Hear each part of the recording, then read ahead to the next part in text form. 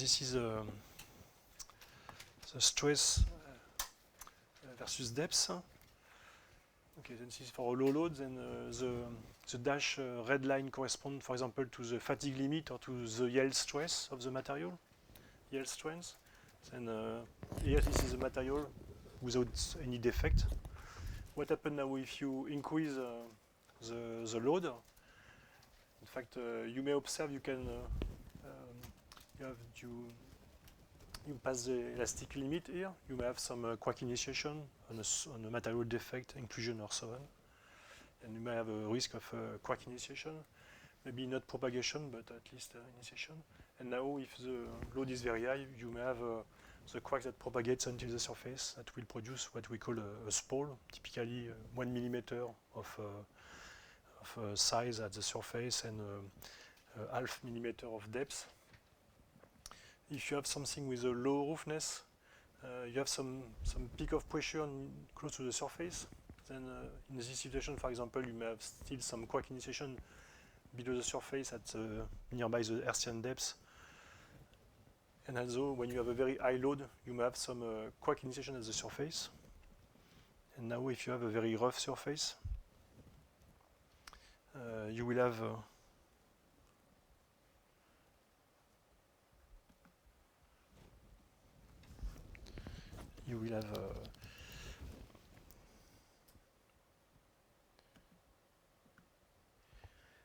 some crack initiation close to the surface, and for intermediate load, you may have micro-pitting at the surface, crack propagation, and for very high load, you may have competition between crack initiation close to the surface and at the depths. And just to finish with that, just a few words about plasticity. I will go back to that, I think, tomorrow.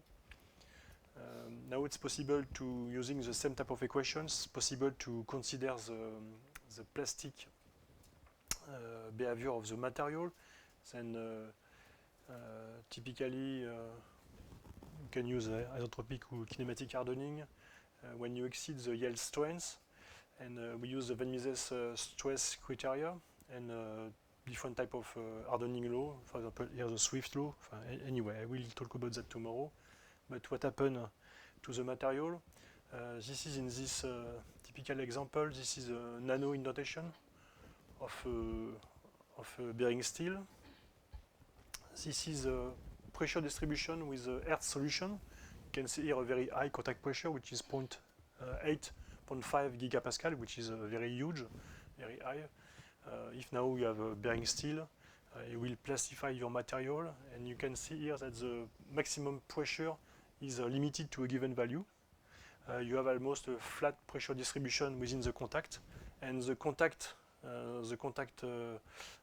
radius is larger, in fact, due to plasticity. Maybe this figure is tricky because this is a 3D problem, a sphere on a plane, and normally you should have the same, not the same area between the black curve and the dot blue curve, but the same volume, because this is a 3D. Then in fact you have the same solution. The load is the same. Then this is typically the solution with plasticity. Then we can deal with that without using the finite element method. And in fact now you can be interested by what happened below the surface, because this is what is important for fatigue life calculation, for example. On the left, you can see the solution, which is purely elastic. Then the maximum shear stress here is about 0.3 times the elastic pressure. And you can observe here the maximum. Now, you can do the same type of calculation. Instead of using the Hertzian pressure distribution, you use elastic plastic pressure distribution, and you can calculate the stress field, which is typically half time lower than on the left. But this is not the correct solution, because here you do not consider plasticity. You just modify the pressure applied on the surface, but you do not consider plasticity within the material.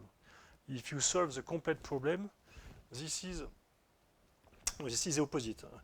This is the correct solution, the elastic plastic solution, and this one is a solution without residual stresses.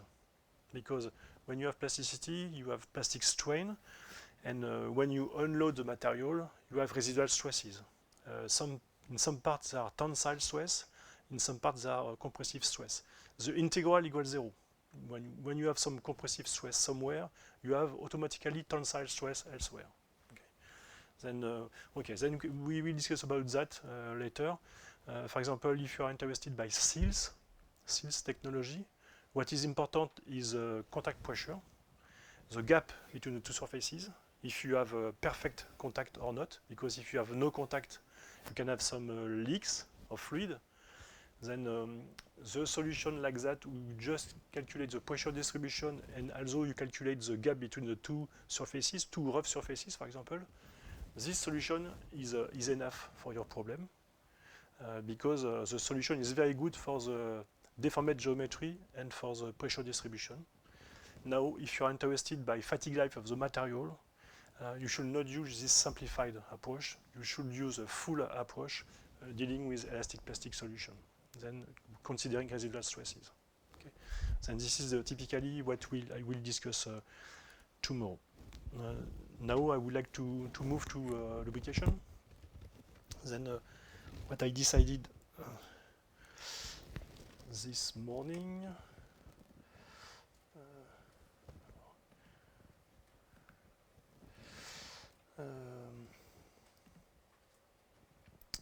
is maybe to start by a few data about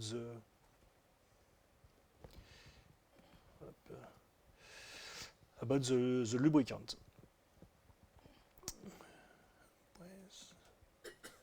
I will go very quickly because it's not very. It's not. I did this slide very quickly and it's not very nice to read, but I will explain you a few things. Okay, I don't use too much Windows.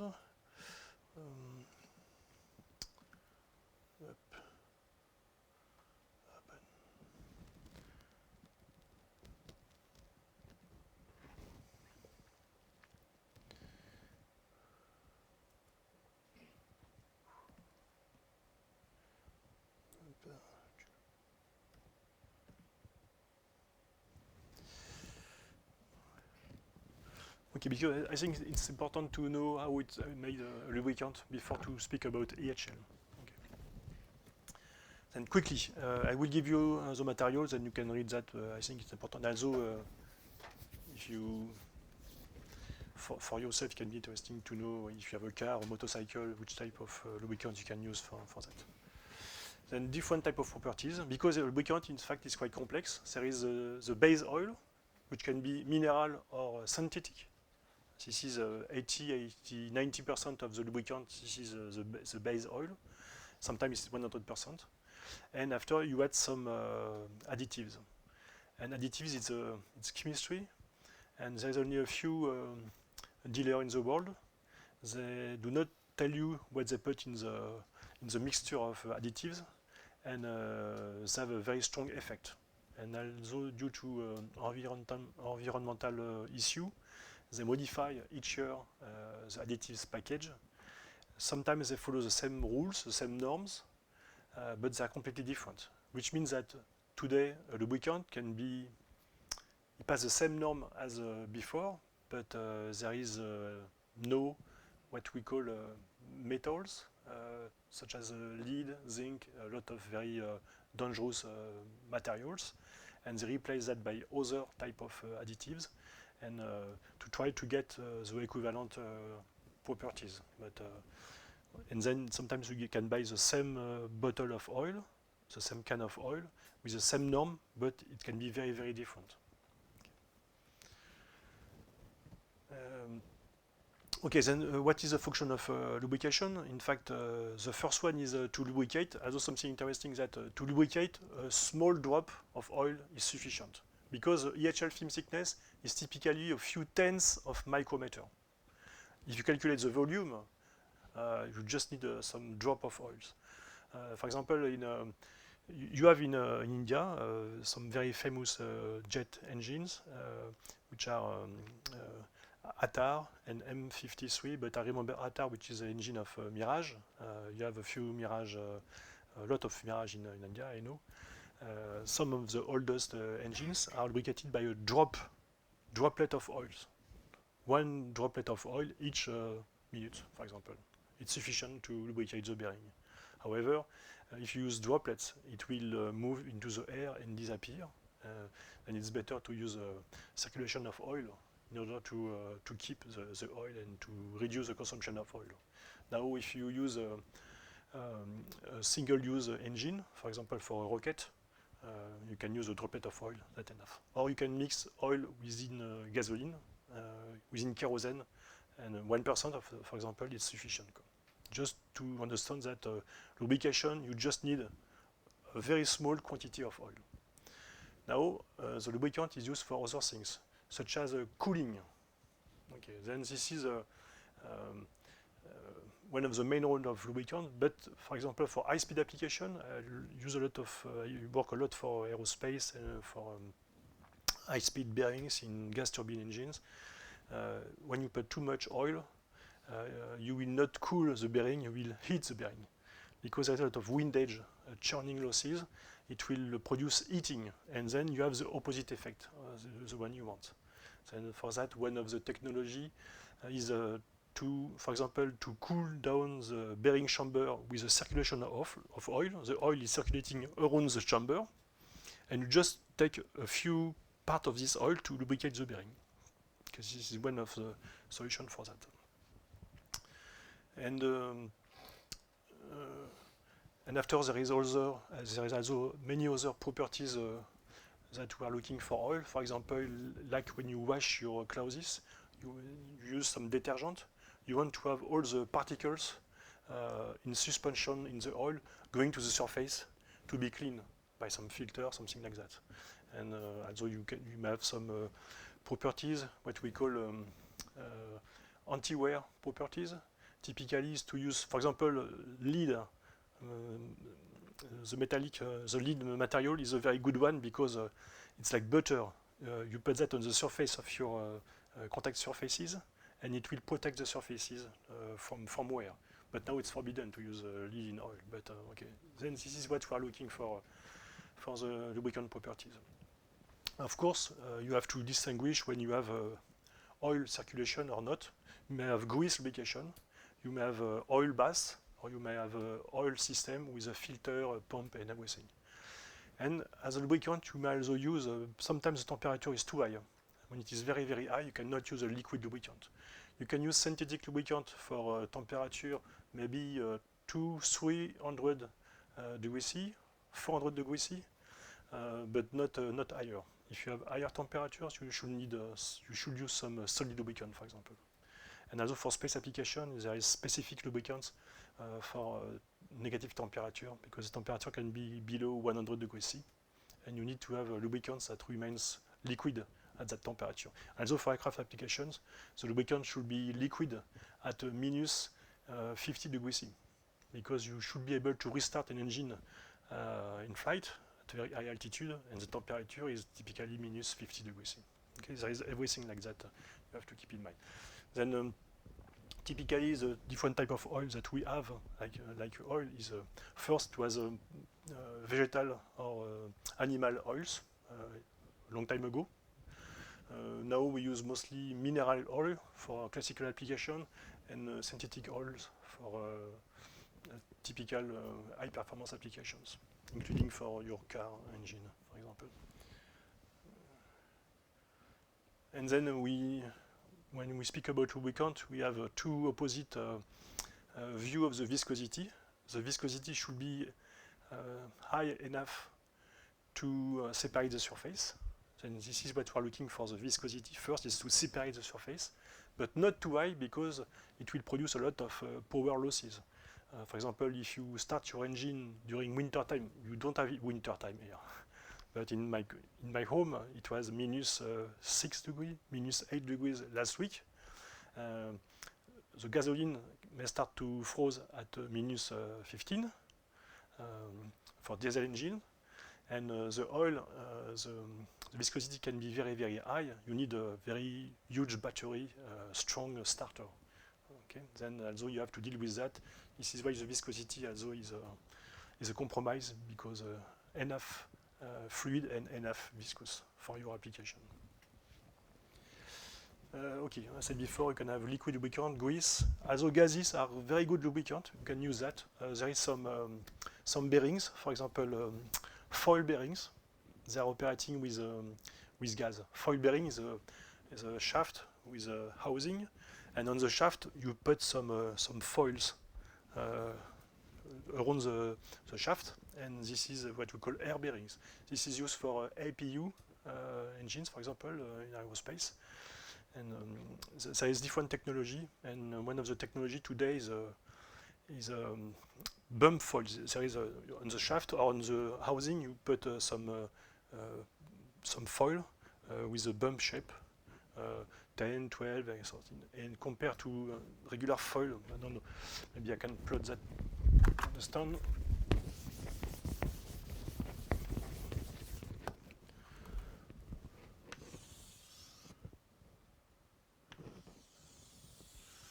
This is the shaft, this is housing. Then one technology is to use foil like that. In fact, these are very long, like that.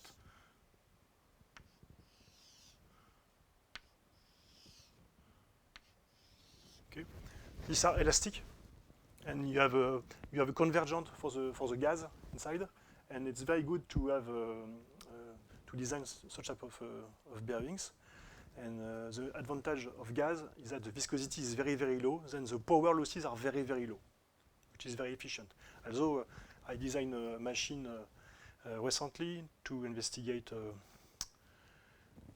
free wheels, and I use air bearings, but hydrostatic air bearings.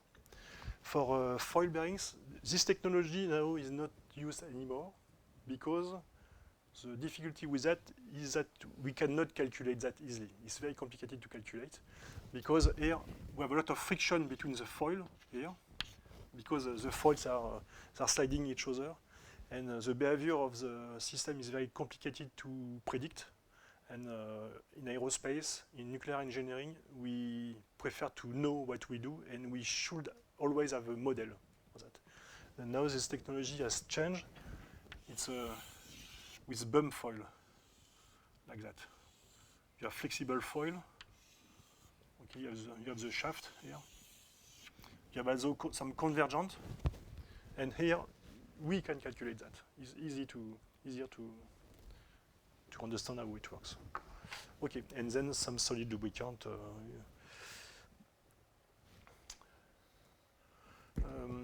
Okay, then for the mineral oils, there is two types of oils. We have paraffinic and naphthenic oils. In fact, it's two families of mineral oils that are quite opposite. The naphthenic oils, something good is that they can be liquid at a temperature up to minus 50 degrees C, which is very, very good for cold countries. However, I will show you later, but the viscosity index is very bad, 0 to 60, which means that the viscosity does not improve, decrease very quickly with the temperature. You have also the paraffinic oils, the pour points. This is the temperature at which the oil from solid becomes liquid. Is very close to 0, then not very good. However, you can have a viscosity index up to 100, which is very good because it means that the viscosity is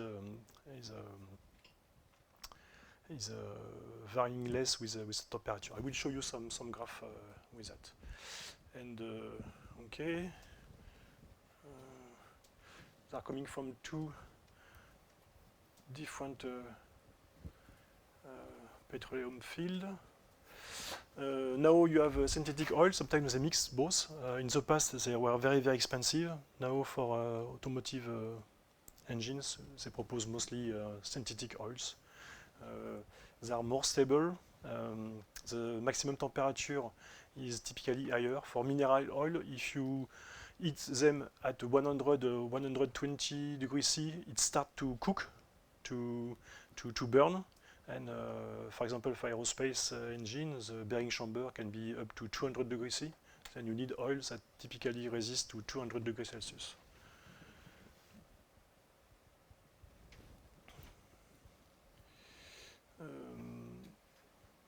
So okay, this part is still in French. I miss it. Then typically, as I said before,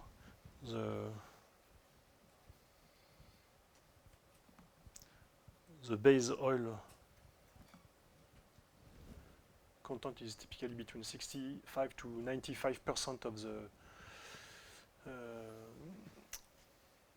the composition of a grease, and there is also what we call a thickener that can be it is like a metallic soup.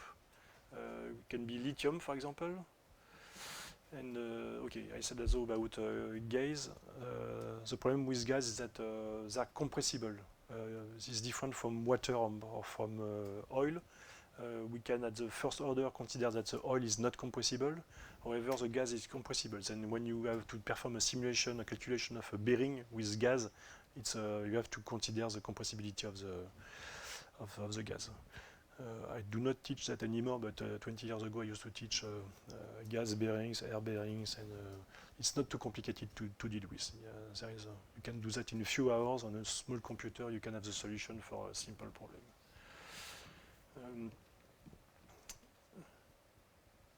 Okay, then typically, depending on the application you are looking for, you can use different type of oil. For example, if you have a hydraulic system, typically the temperature is quite mild. You don't have moving parts. You don't have to lubricate gears, for example, or bearings with that. Then you can use a base oil, and typically a mineral oil will be sufficient. Now, if you have a high technology engine, for example, a turbine engine, you have to use a synthetic oil. Grease is good when you want to avoid to have a lubrication system with a pump, tank, and so on. Then typically for bearing wheel, we use grease. Gas is very good, for example, for maybe an example here. It's very good for APU, auxiliary power unit.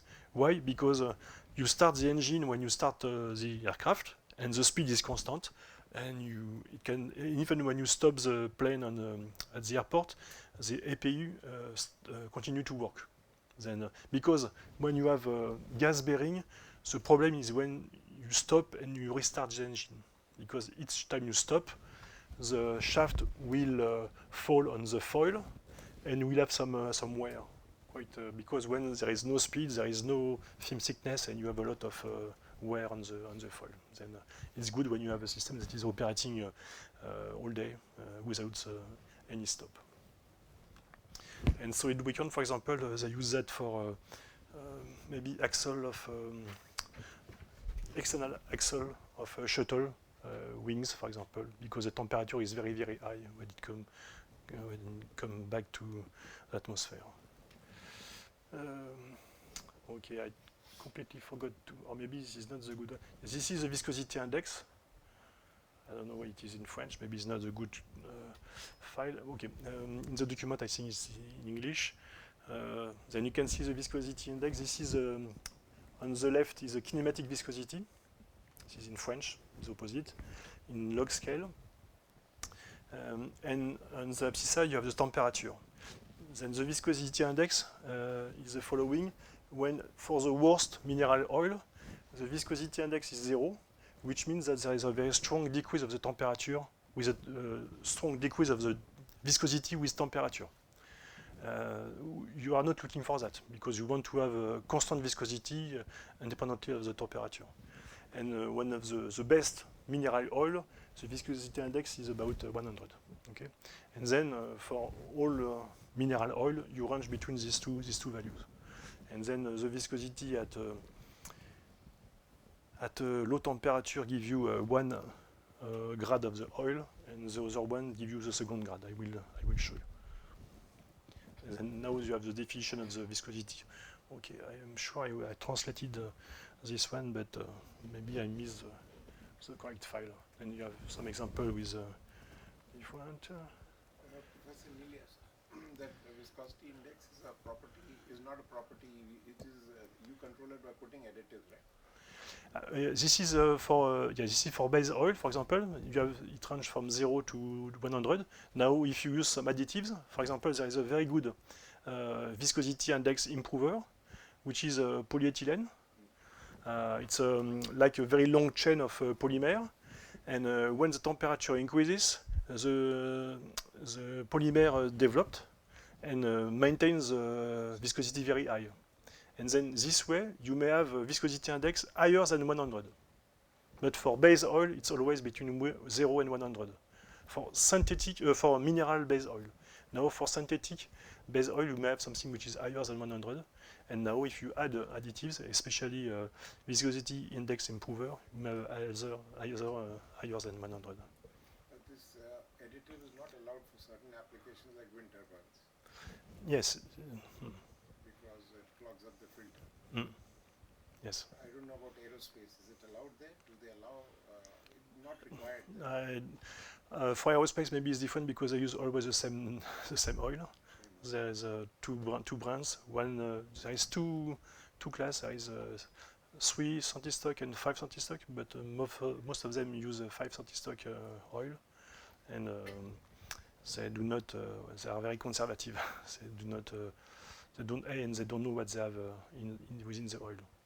Sometimes even the companies are making selling the oil, they do not know what they have inside because they buy the additives elsewhere. For example, Lubrizol, one of the biggest companies in the world. I have some friends working there. They will not tell you what they have in the. You have to make your analysis yourself. Yeah. But yes, you are correct. There is some clogging problem. Also, the oxidation is very important because when you have some metallic parts in the oil, it degrades. And this is why you have to change the oil in your engine, even if you do not drive too much. After 1 year or 2 years, it's better to change it because it oxidates and the performances are lower. Okay, this is the poor point I speak about before. And this is about the additive, what I said before.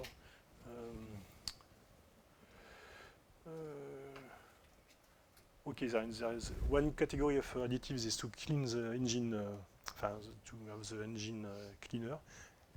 Customers like to have when they have the car, when they check the oil, when the oil is like new, it's perfect. This is possible when you have synthetic oils and if you change the oil very often. If you have mineral oils, it will be black very quickly. You have additives that should reduce wear. Typically, when you have contact problems, you should have such type of additives.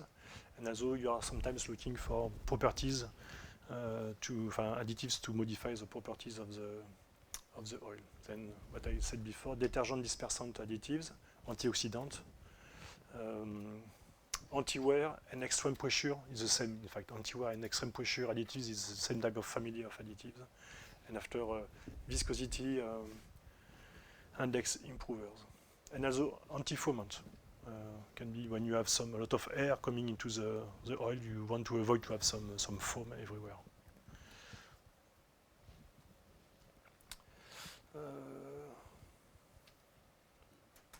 Everything is in French. Okay, anyway, I will. Yes, some just definition about the viscosity. There is 2 different viscosity. The first one is a kinematic viscosity, and the second one is dynamic viscosity. Then the relation between them is mass density of the oil. Okay, typically classical oil, the mass density is very close to the one of the water. It's about 1 ton per cubic meter, 1 kilogram per liter. This is the classical. After, you have to be careful with the notation because sometimes in the English books or in the European books we use eta or mu or nu. It can change depending on the materials. Then very often we speak about stocks or centistocks or millipascal, millipascal second. Then these are the dynamic viscosity and kinematic viscosity. For example, for the dynamic viscosity, we don't use the SI unit because it's not very well adapted. We use mostly not Pascal second, but millipascal second. 1 millipascal second corresponds to the viscosity of the water. This is what you have to know. This is the water. And if you take an engine oil, typically the Mill L 63699, okay, Mobile Jet 2 for example, or Nickel 600, the viscosity at 100 degrees C is a 5 millipascal. At 100 degrees C, the viscosity of the oil is 5 times the one of the water. It's like water, in fact. It's like water. Okay? But the property of the oil is not coming only from the viscosity. The main important parameter is what we call the viscosity pressure relation, or the viscosity pressure coefficient. In fact, the state of the oil change from a liquid to a solid. The viscosity is rising very, very quickly, and when you exceed 1 gigapascal or 2 gigapascal, it becomes mostly like a solid. We call a glassy state. Okay, this is the main property. If you take water, water is not piezoviscous, it's isoviscous. There is no change of viscosity with the pressure. Then it is a very, very bad lubricant. And the oil is a very good lubricant due to the property, which is the change of viscosity with pressure, with an exponential shape. I will show you later the equation. Typically, these are what I said before. The viscosity, this is in Pascal second. Then here it's about 2% of 1 millipascal. Okay, this is for the air. As I said before, the water is 1 millipascal second. And then you can see, depending on the type of lubricant you use, which viscosity you have. Something interesting is that, for example, liquid zinc, which is at 500 degrees C, or liquid lead, the viscosity is very close to the one of the water at very high temperature. Okay. And also the sodium, because there is some nuclear reactor that are based on sodium technology. There is no water to cool down the systems, it's liquid sodium. Professor Lee, this is 1.8 into 10 to the power minus 5, right? Yes, that is in Pascal second. Yeah, so the comma is, we use a dot. Yes, I know. I think I modified the slide, but maybe I took another file. Okay, yes, in French we use a comma for separator, this is a dot in English. Fused minerals 10 power minus 2 A 1,5 means. Which one? Minerals. Ah, What is the A? this one? What does it indicate? It's 2, it's a range. It's from this one to this one. 2, A is 2, yes. In the, because I did that this morning, in the Word file, everything is in English, is correct. Then in the Word file. It's just because I took that before I changed everything. Okay, and then this is an example of viscosity, kinematic, and dynamic, which depends on the mass density of the fluid. Okay, just keep in mind that the mass density is close to the one of the water. And as I said before, okay, you can see.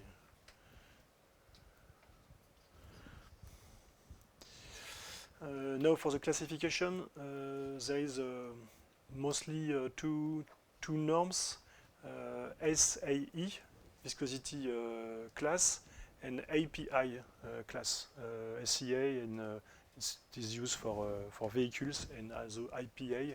I will present you when you have to buy some oil for your car, for example, or your motorcycle. You can check which one is the best one. This is for ISO classification. This is mostly for base oil. When you buy a barrel of 200 liters, typically you have the grade, which is between 2 and 3,200. you have then the mean viscosity. In fact, it varies between two values. Okay, and you just have to mix. If you want a specific grade, for example, 500, you just have to mix two base oil, and by a mixture rule, you have the viscosity. It's very, very simple. This is only for base oil. This is for industrial oil, for hydraulic system, and so on. Now for the SAE application specifications, for example, it's I don't know if there is an example. SAE 10W30. Okay, 10W means winter. You don't have winter here, but this is for low temperature, cold temperature. Then 10 is the viscosity at during winter, and 30 is the viscosity during summer. Okay, then this is two different temperatures. You can see an example here. Then one temperature is at 100 degrees Celsius. And for example, these two oils have the same viscosity at high temperature, which is a grade 40. And this is summer, it's hot. Okay.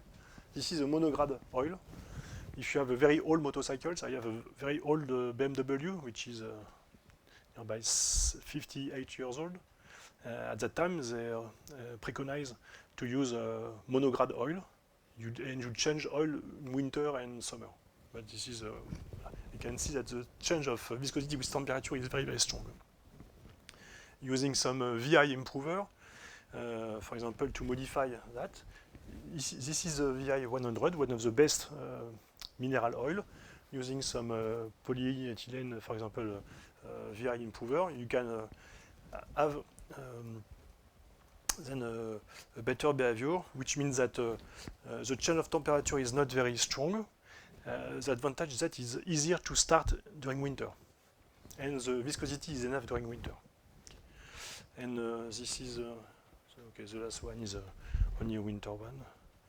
Then this is how you can plot all this graph, and I think I have at the end. It goes to that. No, definitively is not what I wanted to have.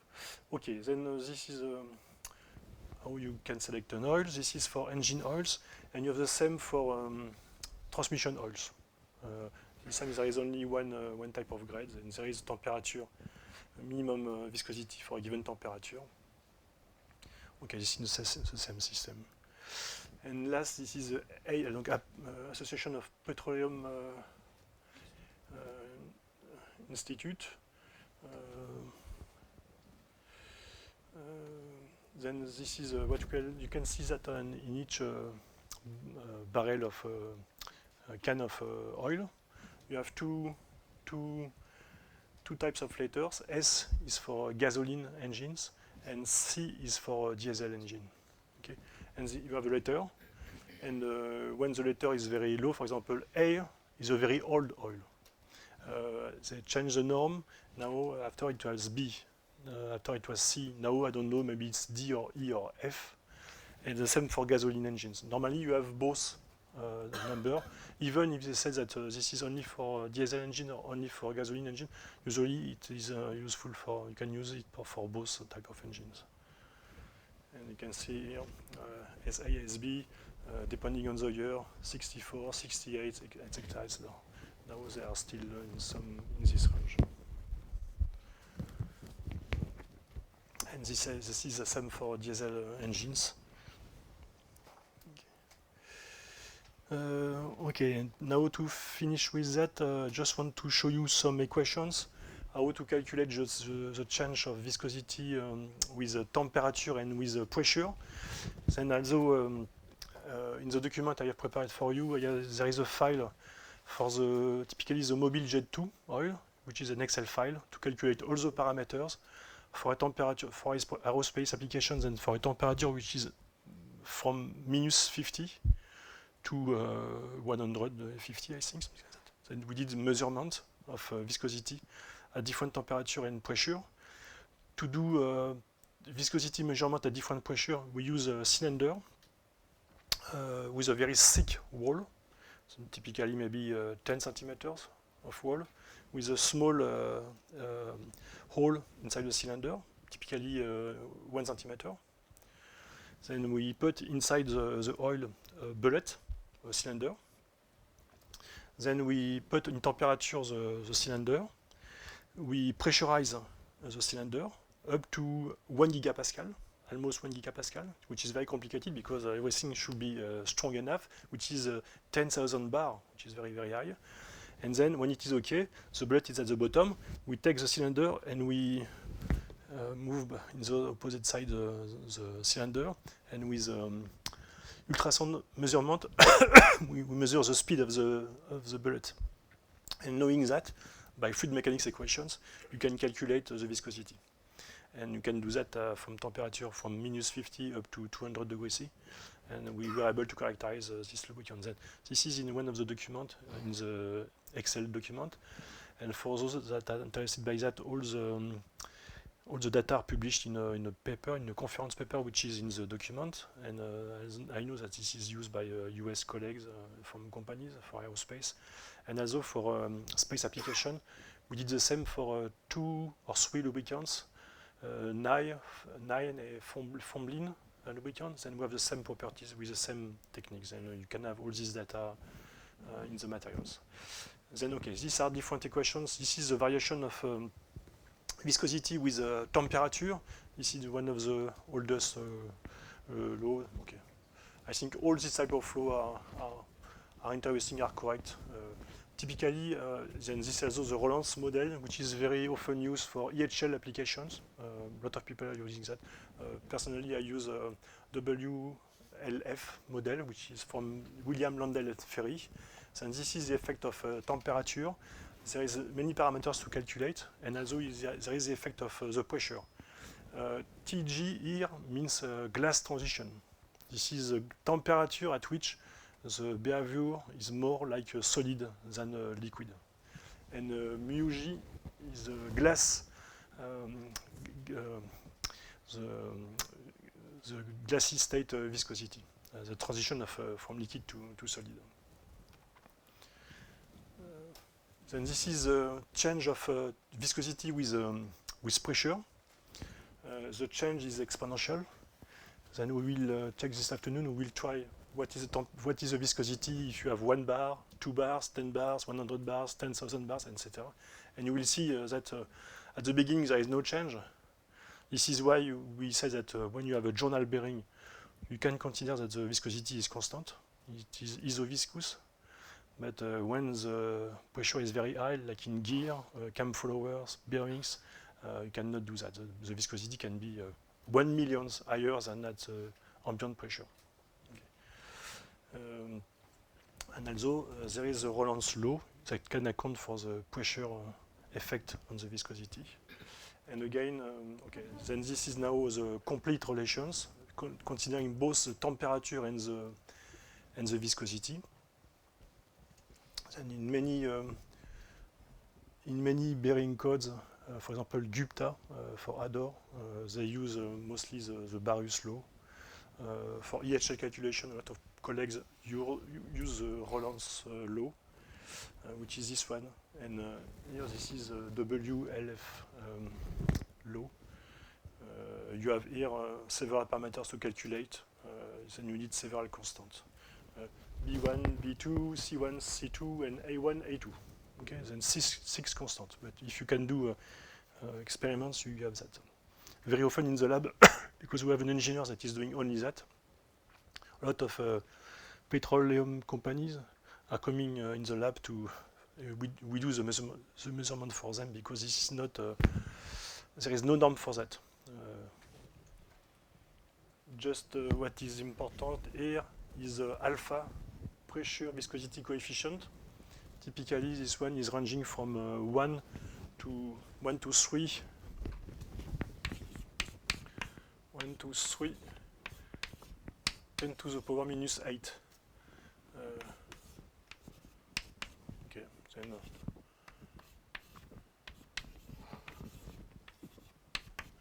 And if you do EHL calculation for most fluid, most applications for aerospace oils or for engine oils.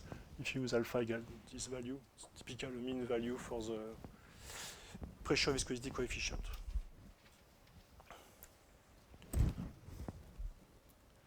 I will discuss that later with you. Then this is on the left some measurement of the viscosity versus the pressure here, and not up to 1 gigapascal, but here up to 600 megapascal. Then you can see a very strong change with temperature. Okay. At the bottom, when it is very, very fluid, this is at high temperature, 164 degrees C. This is the bottom curve, and the top curve is at a temperature which is 0 degree. Okay. And you can see there are several decades of change for the viscosity, both with temperature and with viscosity. And here is a comparison of the different laws with the Barus law. If you plot that with a log scale, semi-log scale, you have a straight line. This is the Barus law. If you have the Roland's law, you have something which is not anymore a straight line. And with a WLF model, you have this one.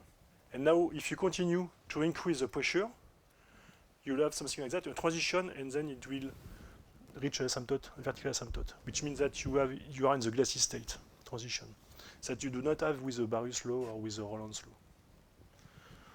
Okay, then these are the properties of the oil. Now I would like to show you the EHL equations to calculate the film thickness.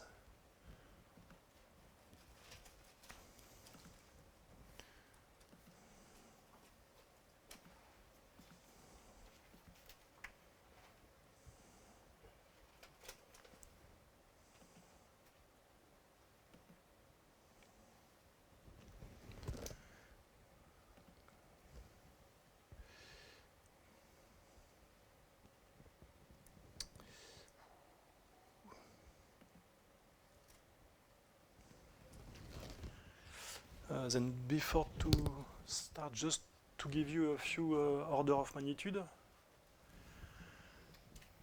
Okay, then we are mostly interested by non-conformal contact, either for line or point contact. Then the load, first the load produce a pressure, a contact pressure, the maximum contact pressure, which is ranging from 1 to 5 gigapascal. Okay.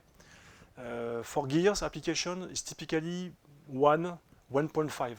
It's quite low, in fact, also due to the bad surface roughness. For bearing application, it can be up to 5 or 6 gigapascal. Okay. For aerospace application, the companies I'm working for, they limit the maximum contact pressure at 2 gigapascal. They consider that if you have 2 gigapascal, if you have smooth surface, good lubrication, no contamination, no surface dents, no mark, no oil shut-off, clean steels without inclusions, the life will be infinite. Because the materials behave purely elastically, and even if you have some inclusions within the materials, around the inclusion it will remain elastic. This is why one of their design rules is when they calculate a bearing, for example, they calculate the envelope of flight, and they try to be below 2 gigapascal of maximum contact pressure. Now, if you, for example, if you have a bearing, a wheel bearing, they experience easily 4, 5, or 6 gigapascal. If, for example, on bumpers, if you have overloads, turnabout, for example, although you may have some overloads, then, and what you have to know is that if you exceed 4 gigapascal, bearing materials start to yield. You exceed the elastic limit. Okay. Then this is the order of contact pressure. The size is typically smaller than 1 millimeter, 1 square millimeter. It's in a bearing, typically, the contact ellipse is 200 micrometers in one direction, the semi-half, and 800 meters in the, or 1 millimeter in the other direction. And the depth at which the stress is maximum is linked to the smallest size. of the contact ellipse. And this is what I said, that the stress is at the depth which is 0.5 or 0.8 times the size of the semi-minor contact ellipse. And then the lubricant is here to protect the surface. And the lubricant thickness is typically not 1 micrometer, it's 0.1 or 0.2 micrometer. It's very, very small. This is the classical Strebeck curve. There is different way of plotting that. In short, it means that on the abscissa, you have either the viscosity or the speed, or you divide by the load. Okay? This is not, in fact, linear. Okay? Higher is the, okay.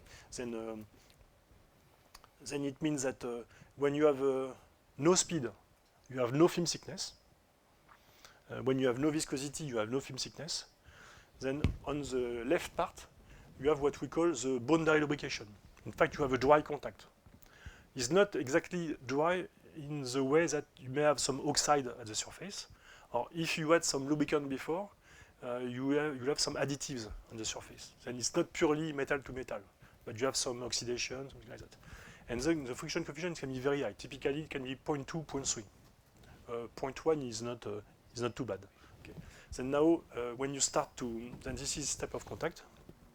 When you start the movement, you have a convergent, you create a film thickness, you start to lift the two surfaces, and then we are in what we call in the mixed lubrication regime because there is some contact between asperities and some fluid elsewhere. Okay? And the optimum, this is what we hear the mixed lubrication, and the optimum is here. The friction coefficient is the lowest. This is typically what we call the EHL regime. This is the optimum. And then now, if you increase the viscosity or the speed and so on, you can have a higher film thickness. And also for journal bearings, you are mostly in this domain. Okay? You have a full film thickness, even if surfaces are rough, but because you have 10 micrometers of film thickness, that separates the surface. I remember 20 years ago or more, maybe 25 more years ago, I was working for Peugeot Sport for Formula One. And at that time, one of my colleagues was working for Ferrari for the engine. And in a few years, all the manufacturers, they shift the crankshaft bearings and so on. And also, it was before journal bearings. But when you see that, you can understand that if you change from journal bearings to rolling element bearings, you will decrease the power losses. And they started to replace all journal bearings by ball bearings. In some part of the engines, it's quite complicated. For example, for the crankshaft bearings, with a piston on it, imagine how you can do to mount a bearing. Okay, there is some challenge, but now I think everybody is doing that. And also it is why in some Japanese engines today, they prefer to have, in the cam follower system, they add a roller because you have a roller and also it rolls. There is no sliding. Then it diminishes also the power losses by friction. Then the parameter, I got a question this morning. What is the optimum microgeometry? In fact, the parameter that we use is the lambda ratio, which is h divided by sigma. Sigma is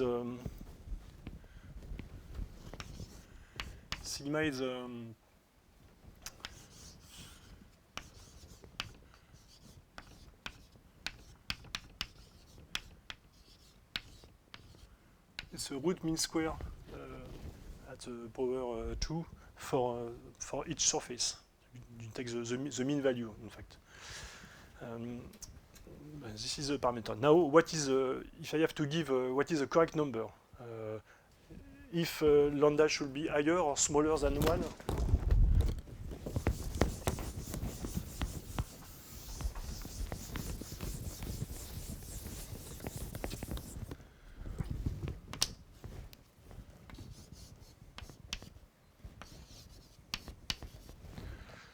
Okay, if it is larger than 1,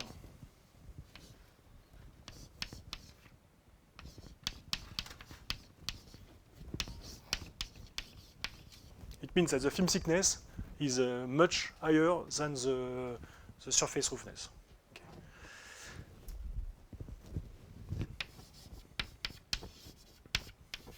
Also you have to consider that the film thickness typically is in the order of 0.1 micrometer, which means that the surface roughness should be very, very good.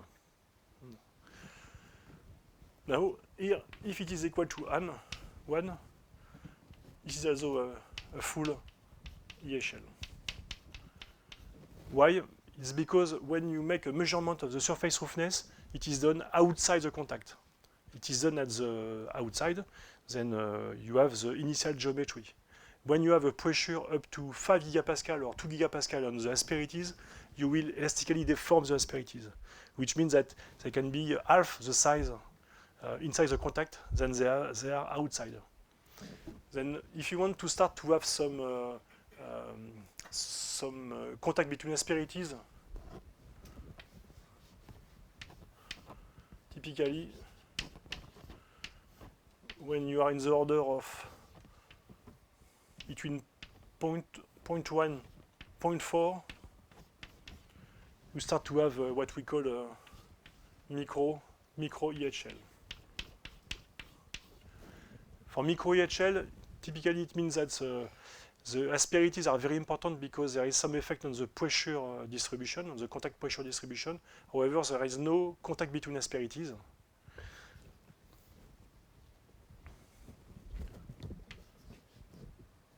And typically when lambda is lower than 0.1, you are sure that you have mixed EHL or boundary condition, boundary lubrication.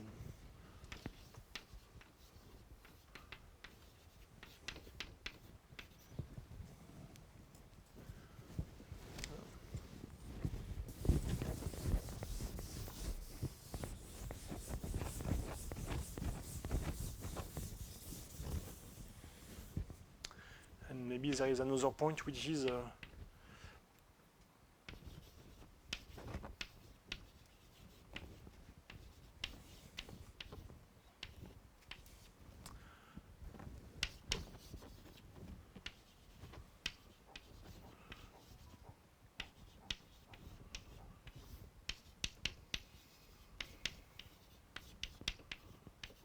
although it depends on the roughness orientation, because for example for gears, roughness are transverse to the rolling direction due to the machining process.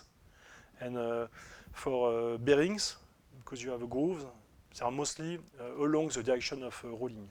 Then when you have roughness like that or like that, when the speed is like that, it's not the same.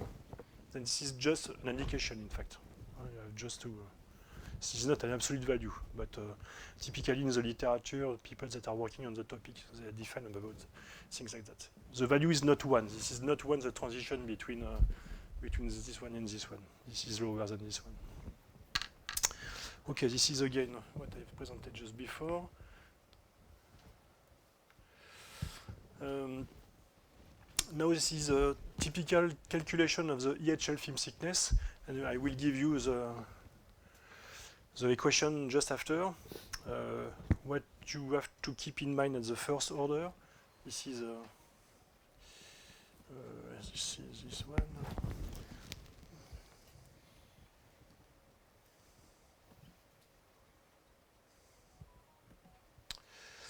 Okay, then the film thickness is varying like the pressure viscosity coefficient, alpha, multiplied by the viscosity at a power 0.7. This is about the rule. Okay. And then alpha is about 2 to the 10 power minus 8. And you can see here the variation of the alpha coefficient with the temperature. Then again, I use double LF model, which is this quantity. and this has a direct impact on the film thickness. And this is a dimensionless film thickness, but okay, this is a change of the film thickness with temperature. This is without dimension for the film thickness. Then now let's move to the equation. Maybe some discussion about the past. In fact, the first theory is due to Grubin and Vinogradova, two Russian researchers. It was complicated for them to, since 1 century, people were not able to predict the EHL film thickness. When they were doing calculation of the film thickness, they found something which was very small compared to 1 micrometers, maybe a few nanometers, because at that time they did not consider the piezo-viscous effect. They assumed that the viscosity was the one at ambient pressure, and doing that they found a very small film thickness. However, when they did experiments with gears or bearings, they were able to see the machining surface mark even after a few million of cycles. Then it was something incoherent between the prediction and what they observed, which was like a new surface after 1 million cycles. And the first researcher able to measure, to validate the theory was done by Sibley and Orkut using interferometry. This is typically you have a glass disc, you have a steel ball, and on the glass disc you have a coating, which is one coating to reflect half of the signal, and another coating on the opposite side to reflect the ball, the metallic ball, to reflect the opposite, the second half of the signal. And with interferometer, it's possible to have the shape of the film thickness. And again, each time you have a fringe here, this is a constant gap, for example, 1 micrometers. Then the minimum is not here, the minimum is here. And this is the direction of movement. Okay, then typically you have to keep in mind that the film thickness is always lower than 1 micrometers, always. And if it is less than 10 nanometers, additives plays a very big role because 10 nanometers is very small compared to the surface roughness, and typically it should be between 10 nanometers and 1 micrometer. Then I will very quickly, because I think we need to stop in 5 minutes. I will very quickly present you the different solutions. And the first one, Hertel and Grubin, is the only one purely analytical solution for that. And after, I will present you the cylinder on flat solution and the ellipsoid on flat solution. And maybe I will discuss that this afternoon because this is an application for aerospace, for satellite bearings. And maybe it can be a good discussion with you because I have several people here that are interested by this situation. Okay, then to find the Hertel and Grubin solutions, I use this solution, for example, to find an analytical solution for space mechanisms that make a start and restart motion, stop and restart motion, because you will see that the film thickness equals 0 when the speed is equal to 0. But when you stop very quickly and restart very quickly, in fact, there is always some oil between the surfaces. It takes some time to have the oil moving away from the contact. Then, at that time, I use this theory to build something to find the solution with a transient movement. Then, okay, this is a steady-state regime, isothermal, etc., etc. Again, the geometry of the convergent has been changed as for Hertz to avoid a circle. To integrate analytically the solution, they use a Barus law for the relation between the viscosity and the pressure. They use the theory of Hertz for the shape of the bodies, and this is completely uncoupled. There is no connection with the other one, and they use Reynolds equation, which is Navier-Stokes equations for thin films to solve the solution. And maybe I will go quickly, but have the time to describe that in detail, but okay. This is analytical solution. When you have capital letter, it means dimensionless parameter. Then H, capital H is film thickness, which is dimensionless. It is divided by the radius of the cylinder. Okay. G is a material parameter. Then it is constituted by alpha, which is a piezoviscous parameter due to the oil, and E, which is the Young modulus. Okay. Then this is the material parameter, taking into account both the oil and the materials of the bodies in contact. And capital U is speed. And in the speed, you have the viscosity at the ambient pressure, the sum of the speed of each surfaces. You have divided by the Young modulus and the radius. And typically here you can see the geometry of the contact. And this is the earth solution with a flat part, okay, in red. This is the pressure distribution. And in fact, we solve the Reynolds equation within the convergent here. And in fact, in the principle, numerically, in fact, in the principle, we change the edge to find, each time you change the edge, you modify the flow, and you modify, when you modify the flow, you modify the pressure, and then you have to estimate the correct edge to have the correct pressure distribution. And when you do that, you find this equation. And this is funny because this is done analytically. It's only for 2D problems, and it's just for a cylinder on a flat. And this solution, I will show you later, it's very, very accurate when you have a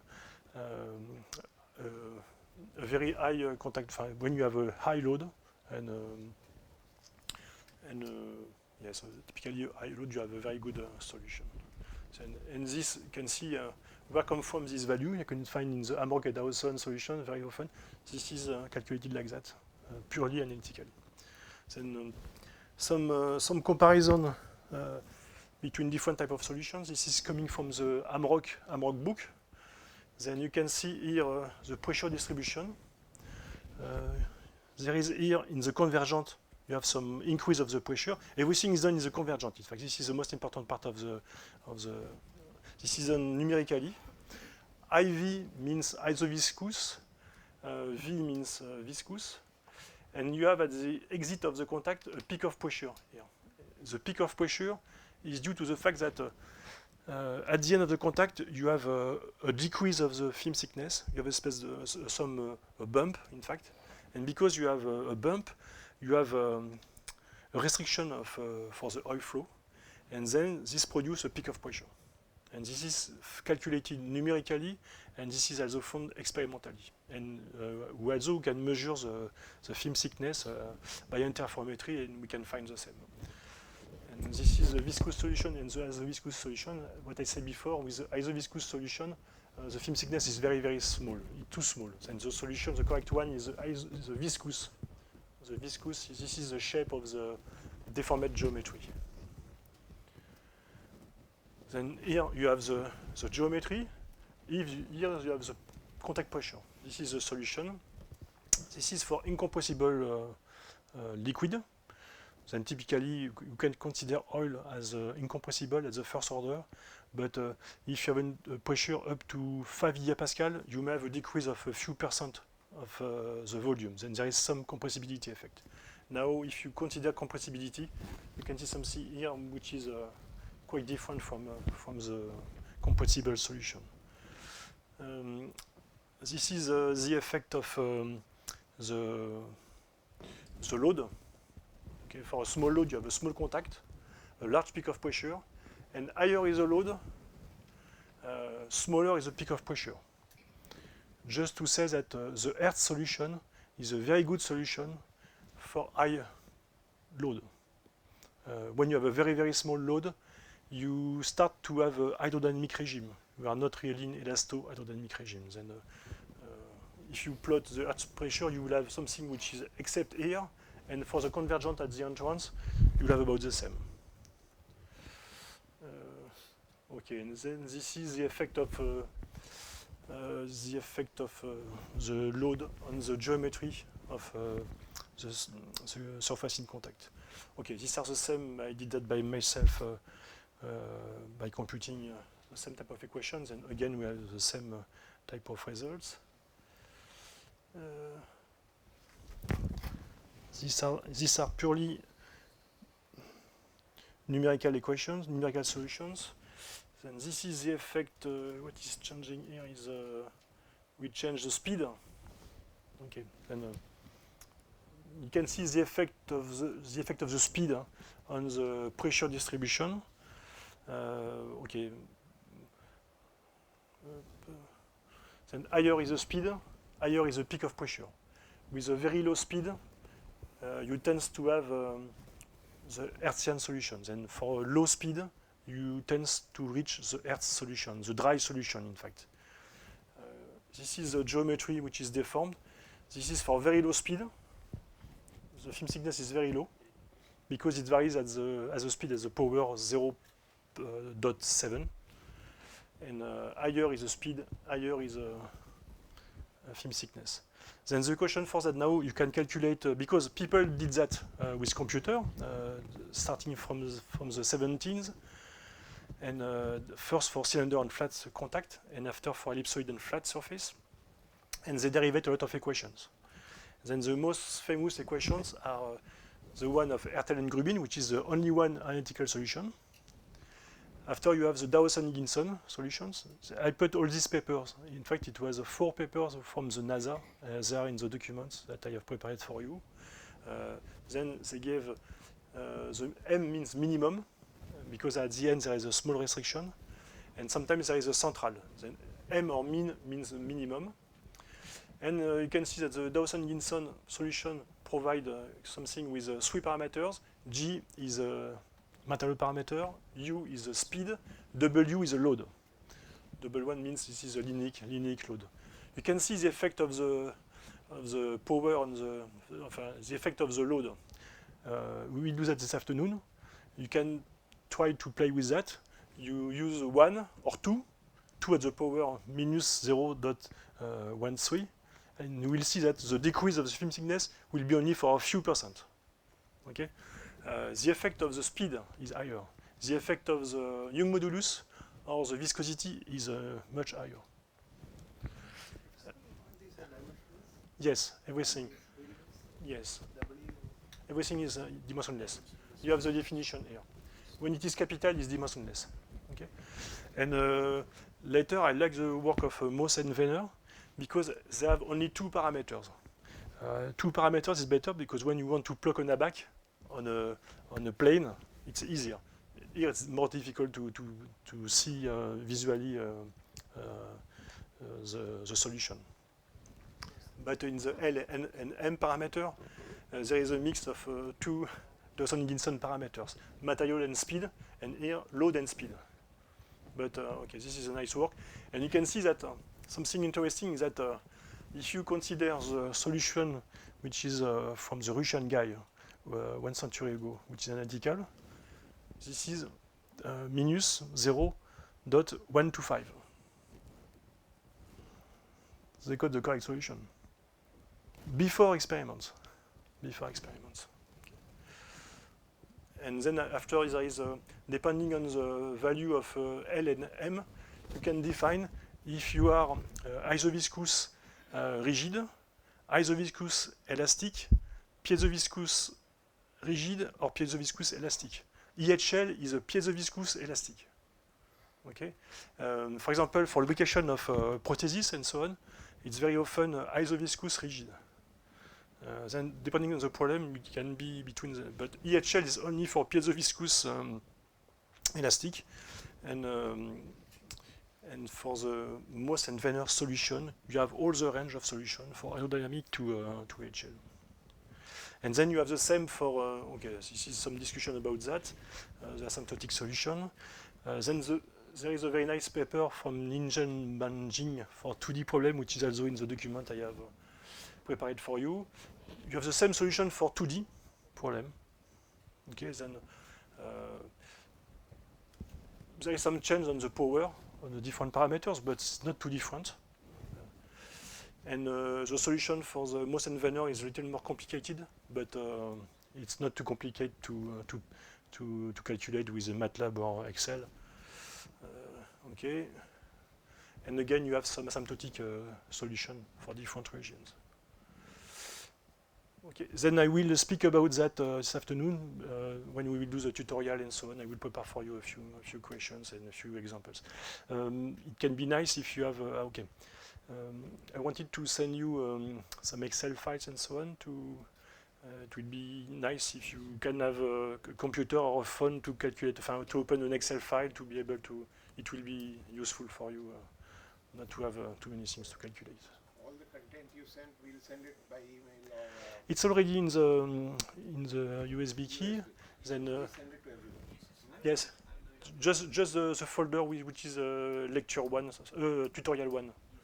This document. Okay. Thank you. Also the lectures we can send it because we are trying to get hard copies also. Yes, of course you can send everything. It's the zip file. Everything. The zip file is. We'll see if hard copy is easier for you or soft. Okay, whatever, let us know. Because hard copy we have to get it printed for so many people. So if if anyone needs, then we'll do it. The zip file is 400 megapascal. Megaoctet. Megaoctet. Okay. Can we stop?